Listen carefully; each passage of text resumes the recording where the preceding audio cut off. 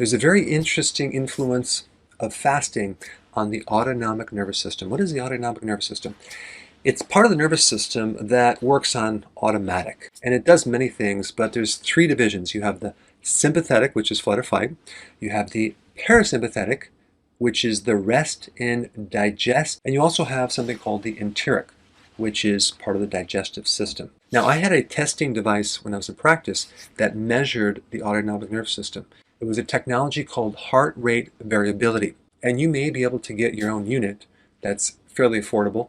I'll put a link down below for various options for that. But it's a very good way to measure how much sympathetic nervous system you have and how much parasympathetic nervous system you have. And you can do your own research to see how fasting can influence this part of the nervous system. But there's some interesting studies, I'll put some links down below, that show a significant improvement in your parasympathetic nervous system, as well as significant suppression of your sympathetic nervous system. So in other words, it activates the parasympathetic, the ability to rest and help you digest food, as well as recover, at the same time lowering your stress response, your flight or fight mechanism. Now, if we look at the opposite situation, a diabetic, right? Because with fasting, you're running your body on ketones, but if you're diabetic, you're basically running on sugar, right? There is a condition called diabetic autonomic neuropathy that occurs with diabetics. And there's not a lot of information on this topic, but here's the thing. It's well known that diabetes causes peripheral neuropathy, right? Like your fingertips going numb or your toes becoming numb. But diabetes can also destroy the nerves of the autonomic nervous system. And this can greatly influence your heart and your digestion and other organs. Here's a short list of what can happen. It can increase your blood pressure.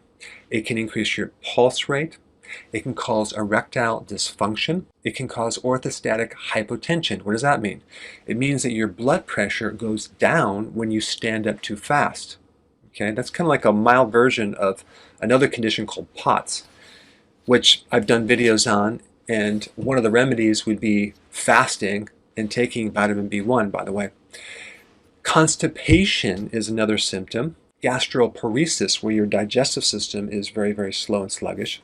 Hypoglycemia, and then thermal regulation problems. And that would have everything to do with your temperature, whether you're sweating when you shouldn't be sweating or not sweating when you should be sweating. So if you have any of these conditions, you should start doing fasting, because fasting can improve your overall autonomic nervous system.